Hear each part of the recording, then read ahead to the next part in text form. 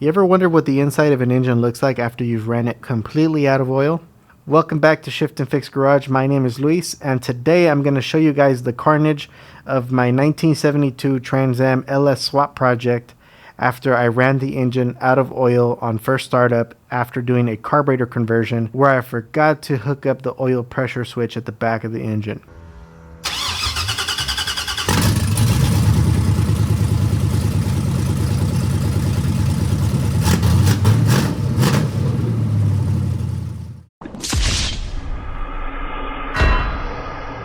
And a quick recap of how I got here. Basically, I've been trying to LS swap my 1972 Trans Am since January of 2021. I built a 408 cubic inch LS stroker engine for it using a SCAT 4-inch forged crankshaft, forged connecting rods, forged pistons. I used the stock 243 heads. I had some cam and headers, and then I started out as an EFI build, and then later at the end had it as a carburetor conversion, and ultimately I decided not to have it in my car anymore. And if you want to know more about my story with this car and this engine, I recommend you go check out that video.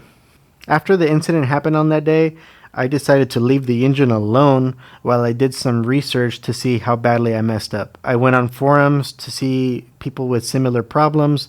I also asked people that knew more about engines than I did, and I kind of got a mixed bag of advice. Basically, the best case scenario was that the bearings still had oil on them, and since I ran the engine only for a few minutes, I didn't do any damage to the bearings or the crankshaft. And the worst case scenario is that I completely wrecked all the bearings inside of the engine and possibly even scratched the crankshaft to the point that I need to get it reground. And honestly, at the time, I was really hoping that I didn't mess up anything.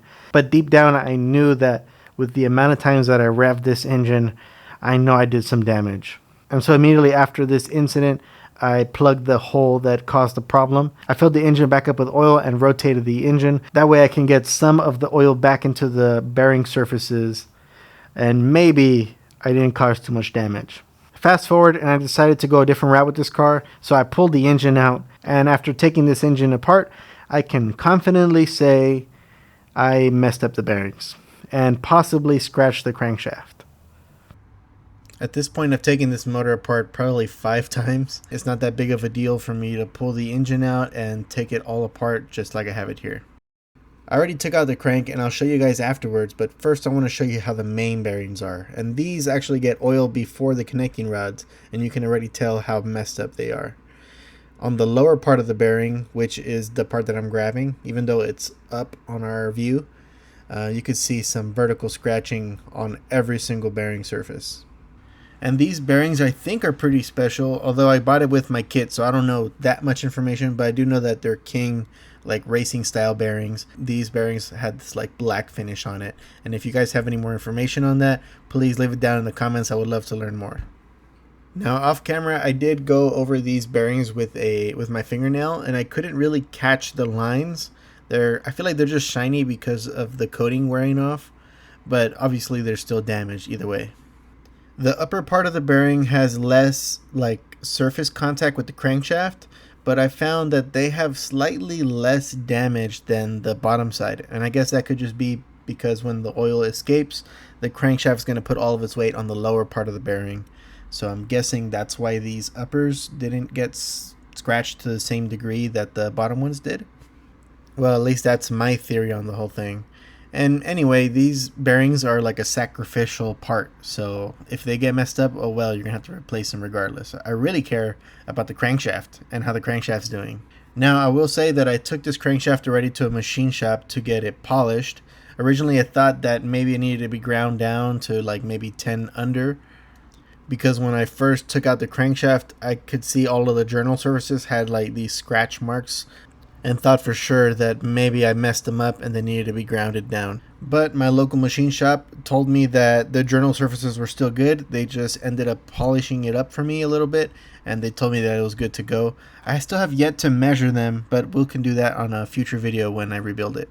This is the wear that I found on the camshaft bearings. This is the front one right here, and you can see some discoloration on the metal. I'm assuming that came from this accident here, and they'll probably have to be replaced too. Here is one of the piston and connecting rod assemblies. The skirt is a little scratched right here.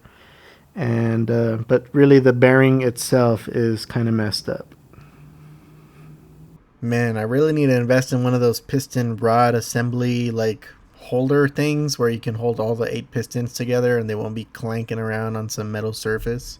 And obviously it's no surprise with seeing the main bearings that the connecting rod bearings are probably going to be marginally worse than the main bearings were, which just goes to show how dumb of a mistake I made. And now that you've seen all the carnage that I caused inside of the engine, I have some good news. I'm not going to be giving up on this engine. I've already ordered the replacement connecting rod and main bearings for it, so this engine is going back together, and instead of being in the 72, it's actually going to be an engine upgrade for my 2000 Trans Am. This is a car I really enjoy driving, and I've already featured on my YouTube channel.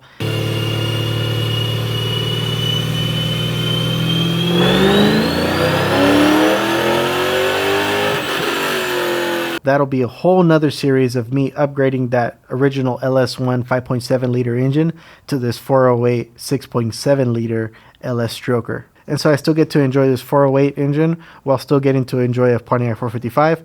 And so for me, that's a win-win. With that, if you want to catch any more progress on my 72 Trans Am or my 2000 Trans Am and the engine builds that I'm doing with them, please consider subscribing to my YouTube channel. Thank you guys for watching. I'll see you in the next one.